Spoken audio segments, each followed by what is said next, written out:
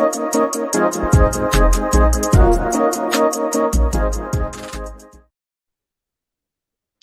everyone, thank you for tuning in to Lifeherpodcast.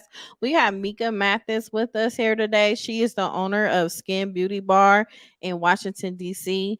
And we're going to talk about skincare and her being a business owner since 2004. So, sis been through some things and she has took losses, she gained, and just different types of emotions and everything throughout being a business owner, and also just her making sure that her skincare products is welcoming and great for others. Hey Meka, how are you? I'm good. How you doing today? I'm doing good. Good.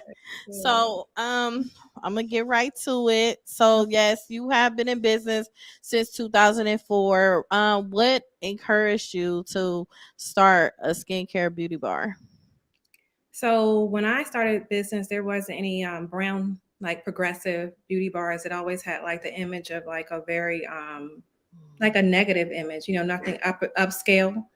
And when I Mm. started my business, that's when I had the concept of having like a business such as that, upscale business that was welcoming and reflected my community. And there wasn't anything around during that time. Like now, there's so many wonderful Black, beautiful, skincare studios and businesses, and what now salon suites. There are a lot of Black owned girls that have suites and stuff. But when I started, there was nothing available at that time. So I came with the concept and just kept it running for almost 20 years.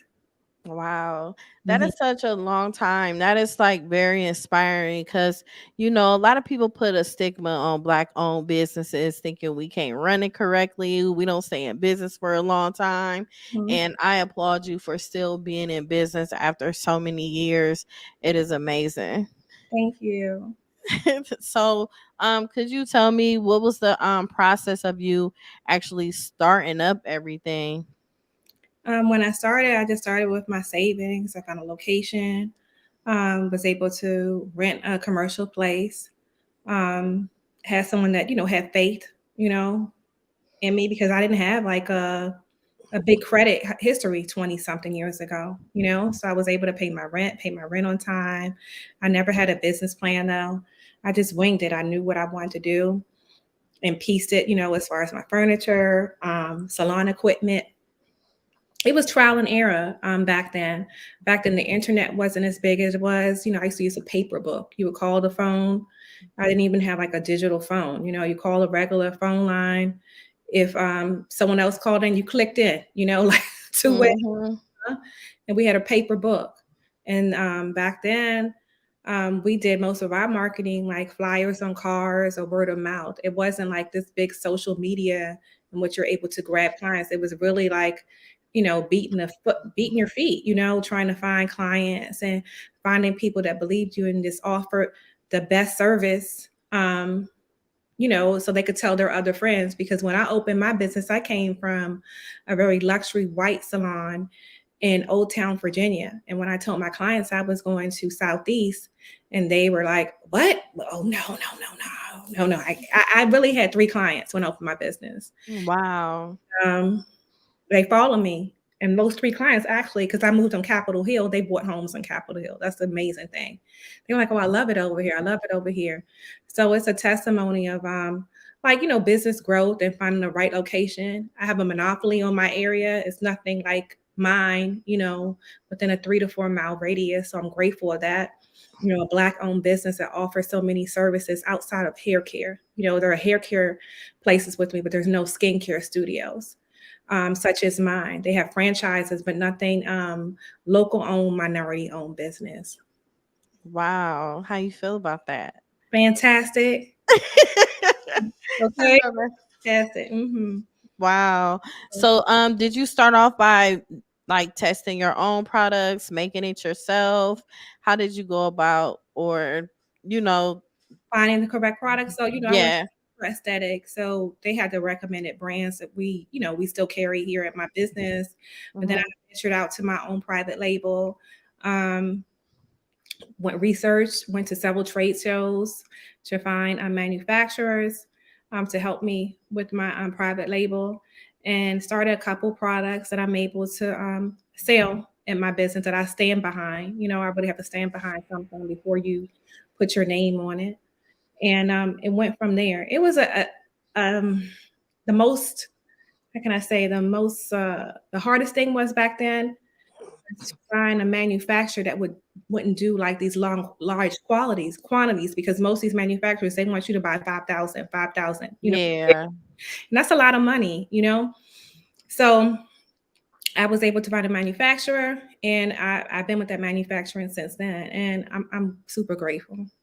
That is a blessing just Mhm. for you to just start that. So when you started your whole process, were you nervous? Was you Oh, like, "Oh my God, what am I doing?" For yeah. you to just stop everything? Yes, I was nervous. It's been several times in which I'm like, oh my God, I need to get a regular job. And I'm like, but what am I going to do? I don't have, this is not recently, but like in the beginning, Right. like, what am I going to do? I need to get a regular job, a 9 to 5 with healthcare and 401k. And, it was sometimes in which I wanted to give up, but I'm so grateful I did not give up. Like I just really stayed devoted to my business, devoted to my craft. Um, just super grateful to still have a successful business that's been featured in several media outlets such as yours, lifeherpodcast, essence.com, InStyle magazine, several, popular publications that embrace my business and give me the platform to share my story and share about my business. Wow. That's amazing. So during the process of you even opening up, what would you say was your peak when you was like, okay, I feel comfortable, everything is flowing smoothly, I'm good? Because usually they say it takes 5 to 10 years for you to actually see your business at flow. I'm going to say 12 years. For me, it's 12 years. That's what it took me to. Yes. So what was that 12-year mark for you? How was it, you're saying? Yes. Yes. Before then, because you would just make enough money to make it. They say small business owners, we think we have a whole bunch of money. Yes. Because either your overhead is high, you got to pay taxes, you got to pay health, insurance. There's so many different variables that people don't see with you running a business. So after 12 years, I moved to a newer location. I used to be up the street, and I moved to a better location, only 2 blocks down, right? But to the ritzier part of the street. And that's when I was like, oh dang, I did it. And I had money in my account. It wasn't like a little bit, I had money, so I was able to, purchase better equipment for my shop. I was able to renovate my building, certain things. That's when like, you're okay, and even Mhm. COVID, that's how you're okay. When you made it through COVID and you were still able to survive, because a lot of business have, went out of business during there. And I was closed for like 6 months. So me to survive, without COVID, I knew I really made it. Yes. Mhm. Yeah, so true. Mhm. So, in a spa salon setting, teamwork is like really, really crucial. How do you collaborate with others in your profession as far as ensure that your clients have a positive experience? So with the girls that I hire, we have to have the same mentality. Sometimes I venture out and it's like, you know what, I'm gonna try something different, but I need people that are the same sort of spirit like mine. A lot of the girls that work for me, they're younger girls. Um, so we have training sessions on how we're going to do things the skin beauty way, as far as welcoming the guests, giving them a great experience, how we do things as far as the regimens, each facial, how we do waxing, eyelash extensions, etc. Like just a model of how we do things. We also have to give them a great customer experience. I have a manager that helps me, and she's my manager and assistant, and she's very pleasant and very welcoming with the clients. You just always have to, especially with my price point. My price point is on a higher price point, so you have to be able to give the clients the ambiance that reflects the price point. So when you come, you're welcome with water, and the bottled water, or on the weekends we have mimosas. In the wintertime we have coffee espresso machine. So sometimes we might have like donuts, that type of thing. We have a aroma throughout our business. It's very clean. I have a housekeeper that comes in that includes on your budget. Like all those things reflect your price, just to give their clients a better experience with your business and want them to share with their friends and say, hey, this place is really cute and I got the best facial, the best wax, you know, I want to tell you about it. It's always a great thing when I hear about clients. I say, how did you hear about me? And they said those listservs, they have like, Black girls listservs or single listservs. They all get together and they talk about all these Facebook groups. And when I hear that, that's like, I mean, that's so pleasant to hear people talk about business, how they found it. And it's usually word of mouth. Like Google's good, but word of mouth, someone that knows you, Yeah. the best. I was out yesterday and I was cocktailing on a Sunday and I saw one of my clients and she had been there before. I said, how'd you find about me? She's like, oh, the internet. I Googled Black owned esthetician. I wanted to see you. And then for me to see her out and her skin looks really good. And she was like, hey, girl. I was like, hey, girl. And she's coming tomorrow. She's like, I'm going to see you tomorrow. I said, okay. But it's so great to see clients out, that you see out in the street that you have a relationship with, or people that Mm-hmm.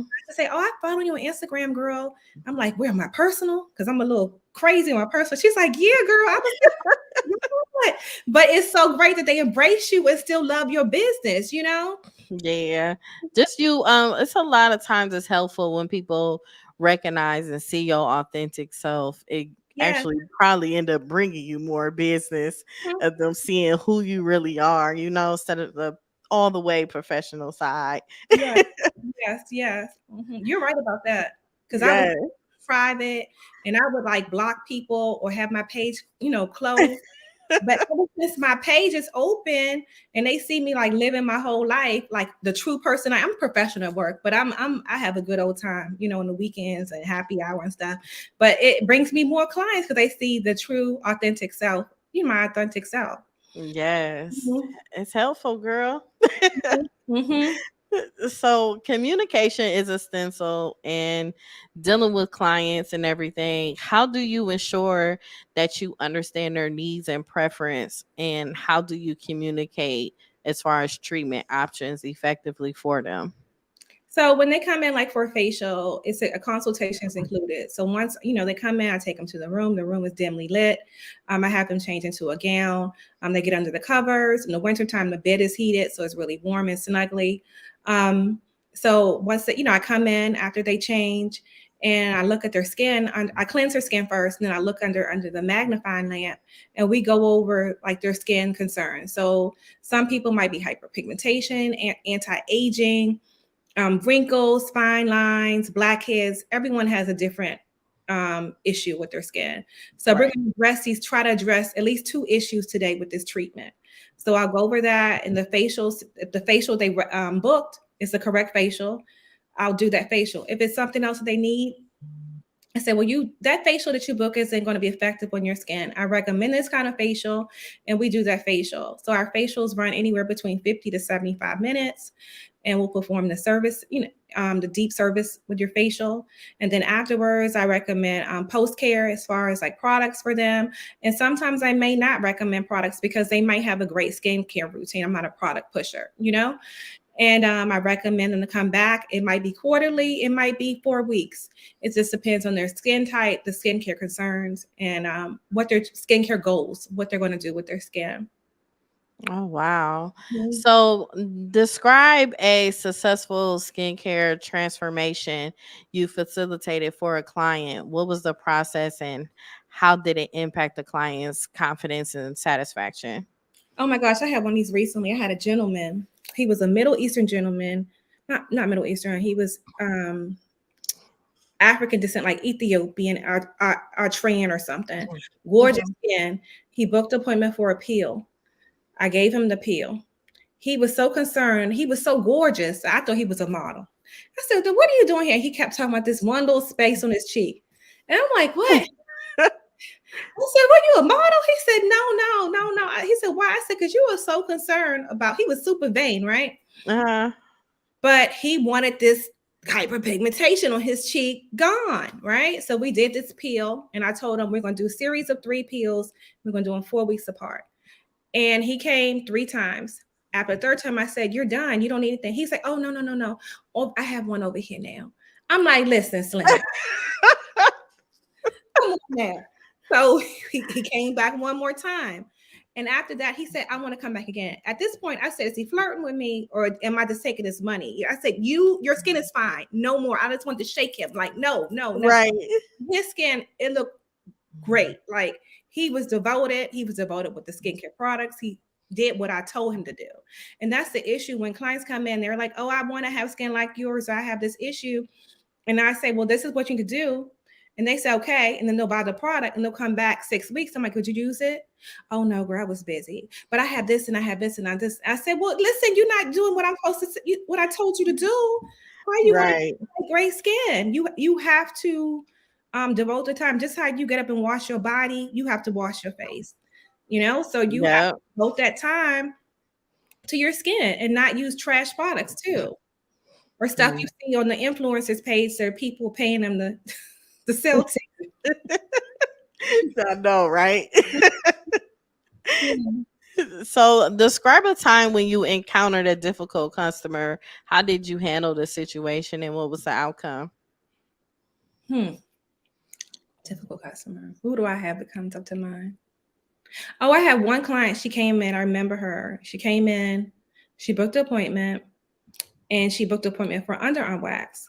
Now, myself, I use soft wax, which is you apply the wax, you use a muslin strip to remove it.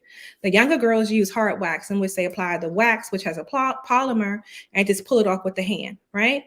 So they know the difference, and it's on our site when you book what you're booking. So she books with soft wax, and she comes in. First of all, she was 20 minutes late. Her appointment was only booked for 15, but I still took her. Right. Then she Wow. said, um, you going to use the hard wax? I was like, I don't do hard wax. And she's like, yeah, but I thought you would make an exception. I was like, I don't use that method. The other girls do it. And she had been to my coworker before. So she's like, well, how are you going to make it not painful for me? And I said, huh? I said, so we're going to do this. We're going back and forth, back and forth, back and forth at this point. I said, you know what I'm going to do?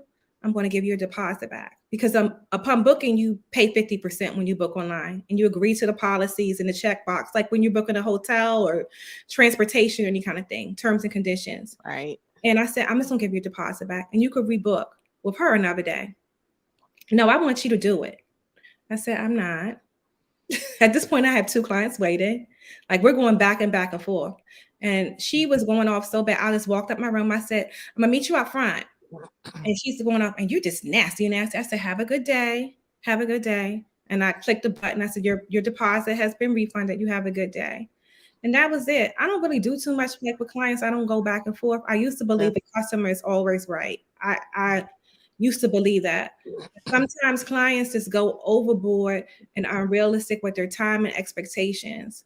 And here's another example. We're looked at mediocre or below them when they have meetings or when they don't want to come or they, want to go to brunch or something. They made the commit when they click that button to say they agree to our policies, the 48 hours to cancel, reschedule. It's no refunds. You read that, right? And when they call that day and say, I have a meeting. And sometimes stuff does happen. I get it. Your mom, I had a client, her aunt passed. Of course, I changed her appointment. I didn't keep her money, it's Right. and I'm not a mean, a grumpy person, but I now a lot of people feel that we're less than. So like I have to work, and we're like, this is our source of income. If the girls don't work, they don't take clients, they don't get paid. They look at us like, oh, we're nothing, and that's a little irritating now.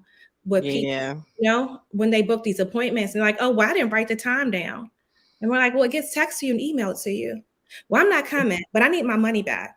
Yeah. That's our time is our money. If we don't, I'm gonna tell you, if I gave back everyone their money when they called the same day to say they're not coming, I wouldn't have a business, I wouldn't survive, and I wouldn't really have any staff because the girls get paid by what they do. So that's why we require the deposit in that time. And I've seen places in which I get my hair done on my nails and they have these 25 different policies. And I'm like, oh, that don't work for me. Come with my hair blow dry, press, no oil, dye black. I got to do all this. That doesn't work for me. If it doesn't work for you, just don't go to that place. Don't go and bully a place to make them adjust to you.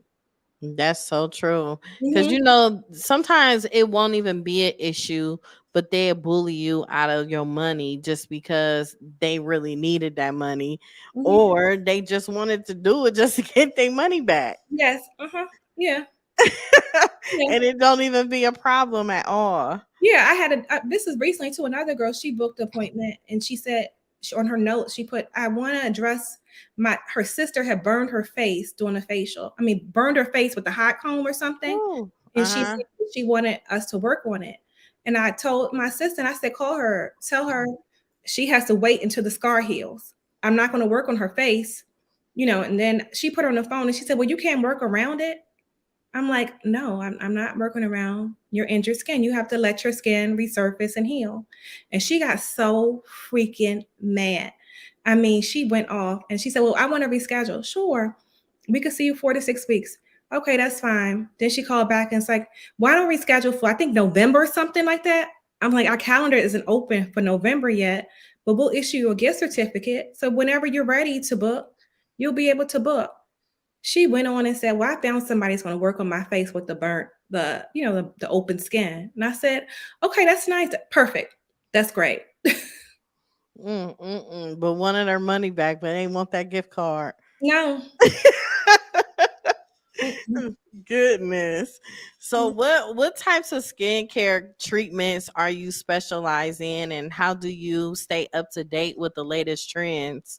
Oh my gosh. So if you come see me specifically, my wall is full of everything at continuing education. I take a month, at least 2 to 3 classes to update with skincare, for me to stay progressive with skincare, for me to stay current with skincare. I also go to all the trade shows. They have a big one in Las Vegas. They have one in Tampa. They have Fort Lauderdale, New York. I go to several trade shows a year just to get new treatments, get new products, stay informative what's going on in our trends. A lot of the new treatments now are coming from Asia. So we have to keep up with what the Asians are creating, you know? Okay. Um, so I just try to stay current with what the trends are. Like now, the trends is microneedling, that's really popular. Dermaplaning is popular as well with skincare. Wow. Hmm. So, upselling and recommending products for like different clients and everything is your job. So, how do you strike balance between promoting products and genuinely addressing clients' needs? So when I'm promoting the products, I'm promoting the products, to address what they want, So they're saying the hyperpigmentation, the discoloration, oiliness. I tell them the appropriate product, which I think works for the skin. I always start with 2 to 3 products. I never like try to give you 7 or 12 Korean step glass skin. This new trend is called Korean skin, and they're doing like 10 to 12 different things on the skin. Yeah. I don't do that. We start with 3 essential products, and then we'll work in some other things.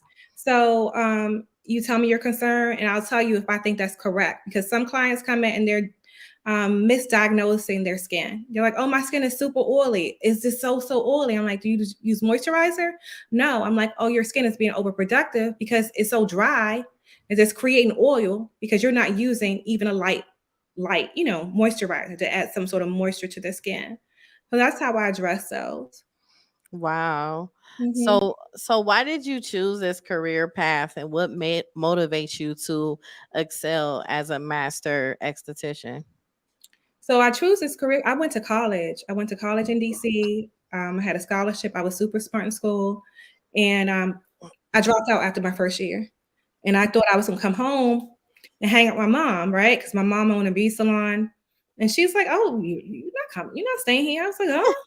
She's like, "Do something." I'm like, "Oh shoot." So it was a lady there. Her name was Brenda, aka Peaches. She did skincare. She was an esthetician, and she was so fly, right? She was fly like my mom. And I said, "I want to do what she does." And I really didn't know, but I just liked the way she looks. So I said, "Okay, she's getting money, and she's I must go to school for that." Right. In 1997, I went to school for aesthetics. I went to a school called Yvonne Delavar. It's no longer here. It was in Vienna, Virginia. And I went to school for the summer. And I went to school for aesthetics. I came out, I worked at a Veda in Pentagon. It used to be in Pentagon Mall where the Veda is. We used to do treatments in the back. And I worked for these older ladies named Pam and Penny. I worked there for a couple years, and then I moved to New York. I went back to college. I went to Parsons School of Design, and while I was going to school for design marketing, the facials, that's what I did in New York to put me through school. So I did that, and then I stayed up there a couple years after I graduated, and that's when I moved back home and worked for some, worked for a couple local spas, and then opened my own. Oh, no, that's right. Mhm. That's motivation for you, for Mhm. real. Yeah. So now that you know what you starting like years ago, Mhm. and now what sets you apart from other estheticians now, like in today's generation? Because it's totally different. It is because I'm the auntie of the estheticians. Like the young girls now, they like that and bopping on the Instagram. So you're gonna get a facial and you're gonna get booty. Like that's the difference. So that's what sells on the Instagram. That formula. You come out, you jumping out your bins, you got your Rolex on, and then you come in, you throw your purse down, and you might show a little booty, and you might show an eyebrow, and people are like, oh my god, I want to go to that person, right? Right. That sells for a lot of girls with the hairdressers and everything. It's a lifestyle. You're selling a lifestyle. So if you sell your lifestyle, people will zoom in more to come for your service. The difference is I don't have that kind of clientele. I don't have the hot girls. I have a sprinkle of hot girls, but most of my clients they work on the hill. They're staff members. They're very professional business women. I have a district attorney. Like I have very successful women and men as well, and a lot of them don't have Instagram.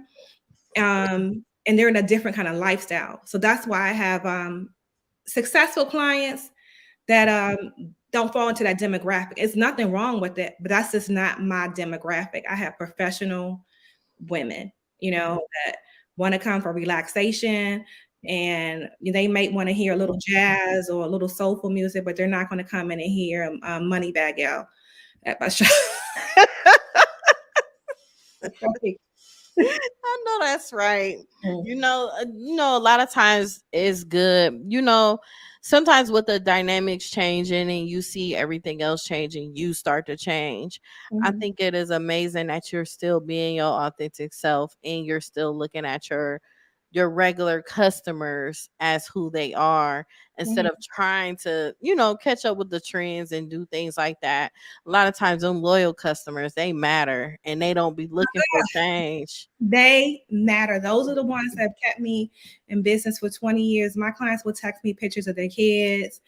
Christmas time, Aw. they send me Christmas cards. They give me Christmas gifts.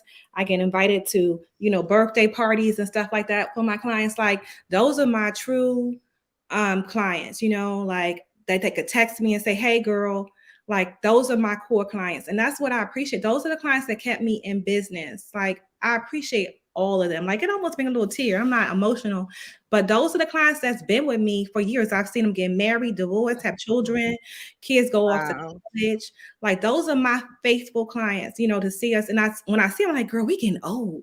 They're like, I know. One of my clients, her son graduated from college. I was like, what? Like, I we're know you like, what in the yeah, world? what? I didn't know that baby was, a baby, but it shows a testimony of the relationship and the quality of service, with my business that I truly Mm, appreciate. yes. Mhm. That is amazing. I'm so proud of you. Thank you, girl. Thank I am. you. Because it's just like you really just don't see that much no more, especially from black business owners. They usually just try to impress others instead of who they have on Mm-mm. a personal scale. And those relationships matter so Mhm. much because, sometimes you may need them too, not really knowing that you need them. Oh, I need them because I wouldn't be able to stay in business. Like Yeah. I need those core clients that support my business. Those who I need, those clients that really skincare and waxing, that's part of their lifestyle, not occasion. No, I do appreciate the clients that come once a year for a birthday or anniversary, but the core clients that spend thousands of dollars with my business, those are the clients that keep my business growing. And those are the clients that share with their friends and tell more of their friends and, posting a listserv to come, see Mika or come see Bree or, come see my other staff members at my business. Yeah. Mhm. So tell me some good old. skincare. So we got fall coming up. So Mm-hmm. the weather is changing. So what's a good skincare treatment with the weather changing? Because a lot of people won't be sweaty no more and different things of that nature. So I recommend clients come book a dermaplaning facial, and that's a facial that we use a blade, and it Okay. washes off all the dead skin along with the superfluous hair on your face. But your skin is so smooth that it allows the product to penetrate in your skin. And also for makeup, if you wear makeup, it's a smoother application. In addition, I recommend the microdermabrasion facial. So from the summer, from us wearing SPF, being outside, some people's skin is oily. The microdermabrasion, it uses a vortex tool, and it's a circular tool, and it has a grit on the end, like a granule. And I glide it across the face, and it sucks off all the dead skin. And in the filter, you can see the dead skin. So it's also great for pigmentation. It's great for those that have blackheads. And the last facial, which would really be great for fall, is the vacuum facial, in which it has a glass like module, and it sucks. I put product on it, and it sucks like all the blackheads out the nose. I glide it across the face. Blackheads, whiteheads. It's a really effective treatment for those that have oily, clogged, congested skin. Wow. Mm-hmm. So how often do you believe someone should come and utilize a service for getting a facials? So it depends. Some clients, some of my, I'm gonna call regulars, they come every 4 to 6 weeks. It's part of their lifestyle. But most guests, I truly recommend no more than like no less than a quarter. You have to come a quarter, and at home use effective skincare. And I'm not talking about over the counter skincare. I'm saying effective skincare, and it's not expensive. Like at my business, cleanser is anywhere between $38 to $45. That's going to last you 2 to 3 months. So using effective skincare along with your treatment, you'll see results with your skincare. Wow. So before someone go to bed, what's a good skincare treatment? Because sometimes people they be lazy and they don't be wanting to do. Up on your face, or just oil from the debris outside, or be on the metro, that kind of thing. Yeah, so I Yeah. recommend double cleansing your skin. You're going to use an oil-based cleanser first. So it melts down any debris on the skin with water. You're going to emulsify it, work it in the skin, remove it. I like to use washcloths.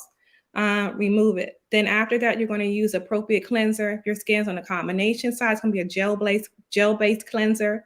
On the drier side, a cream-based cleanser. If you have a sensitive skin, more of a cream-based cleanser. Cleanse the skin. Then you're going to either follow up with a serum that's appropriate for your skin. So the serum is going to target like fine lines, hyperpigmentation. And then those on the drier side, you're going to use a night moisturizer. For me, my skin's on the oilier side. So I do the first 2 steps, and then I do a serum, and I go to sleep. And also, the mature ladies like me, we have to use some sort of eye cream. And the eye cream will help keep your skin under your eyes moisturized, so you won't have those fine lines. Okay. Mm-hmm. Yeah, because sometimes some people they get black underneath Yeah. their eyes. Would you recommend anyone to wear something in particular to avoid that, the blackening of the eyes? The black of the eyes, that's a lot of some people it's genetics, and some people it's Oh, sleeping. You're not getting enough relaxation, like rest, you know? So you need to sleep more and turn your TV off, so you can have a full kind of sleep. Because some people sleep with the TV on, so you still have your body working because your mind is stimulated because you're hearing the TV. So your mind is still working. So you're never having that deep sleep, right? mm-hmm. Second, with the dark eyes, some of that's genetic. Like my sister, and I'm an esthetician, it's genetic for her, that dark eyes. She gets that from her father's side. There's nothing we could do with the darkness under her eyes. She gets adequate sleep. It's just genetics. The some Okay. people have the darkening of the eyes. Now you can use a lightening, like a lightener underneath the eyes, but it does thin your skin. And my sister has Oh, sensitized skin. So that's just not, for her. okay. Mhm. So if someone was in a beginning phase of actually starting to take care of their skin, what products of yours that you would recommend them to start with? So I would start with the Skin Beauty Bar oil based cleanser. I would start off with that, or the Dermalogica oil based cleanser, followed by I have an aromatic combination skin cleanser. It's on our website as well. And then, of course, SPF. Even though we're brown, a lot of people think because we're brown, we don't have to use the SPF. We have to use SPF. And that's been a bad, this is a bad slogan for Black people. I don't got to use SPF. I'm not sun tanning, but I'm like, no, we're in global climate. With SPF, when the sun hits our skin, especially if we have acne or hyperpigmentation because the UV rays are so high, our skin will get darker. That pigmentation will get darker, especially if you have scarring on your skin. So you have to use some sort of SPF as your moisturizer. Oh, wow. So, Hmm. how often do you believe someone should change their rag that they're using for their face? At least once a week, along with your pillow too, your pillowcase. Once a week with a pillowcase too? Hmm. Oh, wow, I never knew that. Hmm. Yeah. Wow, that's different. Because some people they change their beds once a month, but think about all that dirty because a lot of people not washing their face every day, so you Right. eat and you slob in a little bit too. You know, Mhm. some of us like me that wear our bonnet, so we got the dirty bonnet. Even though we wash our hair, but say we go to the hairdresser and we put new bonnet on, but the the case is still dirty, so Mhm. variables in it. So that case should be washed once a week, and also your washcloth once a week. Wow. Just in Carousel, you all want to hear a funny story. Of I was on course. vacation in Carousel, came back, and when I was there, I asked the housekeeper, "Can we have a washcloth?" They didn't have washcloths, and they said we don't have those here. I said, "Huh?" And it's a Dutch country. The Dutch, they don't use washcloths. What they use a hand? Yeah, so I had a whole hand towel. That was my washcloth the whole time. I had hand towels, and the hand towels were big, right? Oh my god. So this is the best part. I went to the spa twice there. So when I went to the spa on a resort, they had washcloths, but they had them to wash to dry your hands in the bathroom. So in the robe, I had put a whole bunch of washcloths in the and washcloths. I'm leaving out the resort looking like Puffy because I had washcloths all in my thing because they use the washcloths to dry their hands in the resort, but they won't give you the washcloths in the rooms because they're Dutch and they don't use washcloths. Like Americans, we don't use washcloths. Like how Wow. washcloths. Yeah. Mhm. Wow. So do you know the reason why they don't use washcloths on I their don't know. It body? was somewhere else I went to. I got to think about it that they didn't have washcloths. It was another country I went to. It was a Europe. I got to think about it. They didn't have washcloths too. So this wasn't the first time. Wow, that's interesting. Yeah. Wow. Mhm. So if anyone wanted to purchase your products, how can they purchase it? Visit me at skinbeautybardc.com.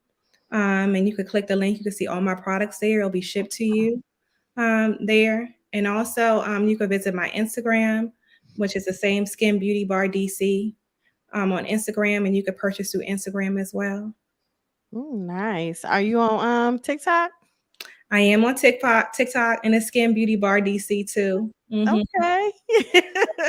That's good. Well, thank you so much. I learned a lot just even just knowing that, cuz you know what's so crazy is the things that you offer, I really don't see too much of it where I live. I live in Ohio, but I Hmm. live in Akron. So between Akron and Cleveland, I haven't really seen any black owned businesses that offer the things that you have all in one Hmm. space. It Hmm. could be ones like different type of boutiques and they're offering like a few services, but not like no full force service like you have. Hmm. I haven't seen it. Thank you. So when I come to DC, I'm gonna have to make me an appointment with you. Yes, but look, when I become a super millionaire, I got to come to Akron and then open up a shop in Akron. Yes, you do. You do. It's coming. You already reached your 12 years. It's coming, girl. Universe. Yes, we got it. There's been a lot of manifesting. I've been manifesting this year, and when I tell you, it's true. You putting it out in the world. Whatever you put in the world, it could happen. You do, like it can, and Mhm. then the power of the tongue is amazing, and watching the type of company you keep, Oh my just God. having the right people, because God won't bless you with the wrong people in your life either. You're right about that. You're absolutely right about that one. Yes, he get the removing folks. He be like, "Why they gone?" But hey, you gotta get to a point you don't ask no questions. Just let him do what he do. Yeah. So yes, definitely. If you come to Akron, I'm gonna be so happy. Oh my god. Oh my god, because I've been having trouble. Like I love facials. I love getting all of that stuff done, but I just be going to one stop shop instead of going to different people for the different services. Right. So I just want to work with one person and Mhm. just go from there because I don't want somebody to mess up something that somebody did good, you know? Yeah. Mhm. So it's hard. It really is. And Well, I think the only closest one to me, which is hours away, is in Detroit. oh wow. Okay. Wow. Yeah. Mhm. That's literally like just black owned that have all of that. Everything together. Mhm. Yeah. Yeah. Wow. Yeah.